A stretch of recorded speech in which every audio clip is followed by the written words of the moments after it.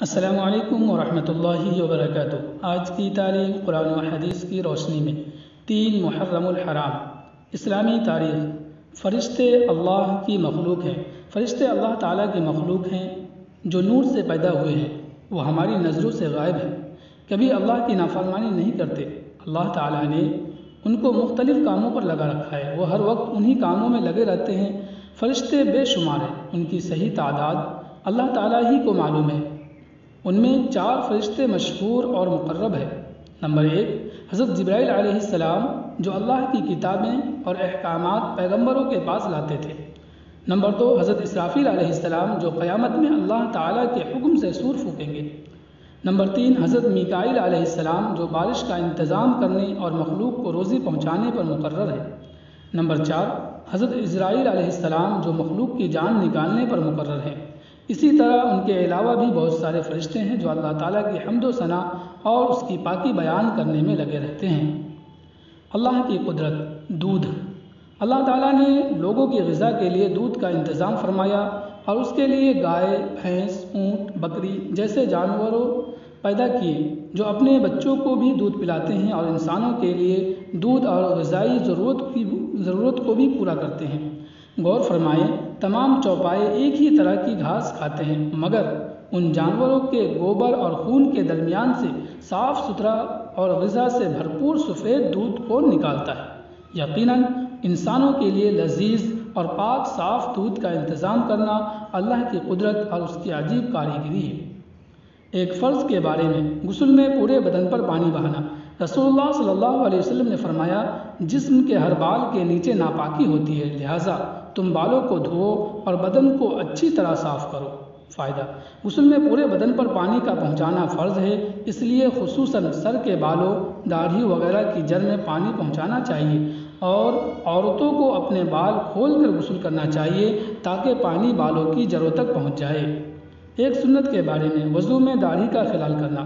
حضرت انس رضی اللہ عنہ بیان کرتے ہیں کہ رسول اللہ صلی اللہ علیہ وسلم جب وضو فرماتے تو ہتھیلی میں پانی لیتے، اسے تھوڑی کے نیچے داخل کرتے ہوئے انگلیوں سے داڑھی کا خلال کرتے اور فرماتے، اسی طرح میرے رب نے حکم دیا۔ ایک اہم عمل کی فضیلت۔ 2 محبوب کلمہ۔ رسول اللہ صلی اللہ علیہ وسلم نے فرمایا، 2 کلمے ایسے ہیں جو زبان پر بڑے ہلکے پھلکے ہیں مگر اعمال کے ترازو میں بڑے وزنی ہیں، اللہ تعالیٰ کو بے حد پسند ہے۔ وہ 2 کلمے یہ ہیں، سبحان اللہ و بحمدہ، سبحان اللہ العظیم۔ ایک گناہ کے بارے میں، ٹخنے سے نیچے کپڑا پہننا۔ رسول اللہ صلی اللہ علیہ وسلم نے فرمایا، جس نے اپنا تہبند تکبر کے طور پر زمین پر گھسیٹا تو ایسے آدمی کو دوزخ میں روندا جائے گا۔ دنیا کے بارے میں، آخرت کے عمل سے دنیا حاصل کرنا۔ رسول اللہ صلی اللہ علیہ وسلم نے فرمایا، جو شخص آخرت کے کسی عمل سے دنیا چاہتا ہے تو اس کے چہرے پر پھٹکار ہوتی ہے، اس کا ذکر مٹا دیا جاتا ہے اور اس کا نام دوزخ میں لکھ دیا جاتا ہے۔ آخرت کے بارے میں، مسلمانوں سے جنت کا وعدہ۔ قرآن میں اللہ تعالیٰ فرماتا ہے، اللہ تعالیٰ نے مسلمان مردوں اور مسلمان عورتوں سے ایسے باغوں کا وعدہ کر رکھا ہے جن کے نیچے نہریں بہہ رہی ہوں گی، یہ لوگ ہمیشہ ان باغوں میں رہیں گے، اور ایسے عمدہ مکانوں کا وعدہ فرمایا جو ہمیشہ رہنے والے باغوں میں ہوں گے۔ طب نبوی سے علاج۔ 3 چیزوں میں شفا ہے۔ حضرت ابن عباس رضی اللہ عنہ بیان کرتے ہیں کہ رسول اللہ صلی اللہ علیہ وسلم نے فرمایا، شفا 3 چیزوں میں ہے۔ نمبر 1، شہد پینے میں۔ نمبر 2، پچنا لگانے میں۔ نمبر 3، آگ سے داغنے میں۔ اور میں اپنی امت کو داغنے سے منع کرتا ہوں، لہٰذا داغ کا علاج کرنے سے بچنا چاہیے۔ قرآن کی نصیحت۔ قرآن میں اللہ تعالیٰ فرماتا ہے، اے ایمان والو، اللہ سے ڈرتے رہو اور سیدھی سچی بات کہا کرو، اللہ تعالیٰ تمہارے نیک اعمال کو قبول کرے گا اور تمہارے گناہوں کو معاف کر دے گا، اور جو کوئی اللہ اور اس کے رسول کی اطاعت کرے گا وہ بڑی کامیابی کو پہنچے گا۔ اللہ ہمیں ان باتوں پہ عمل کی توفیق عطا فرمائے۔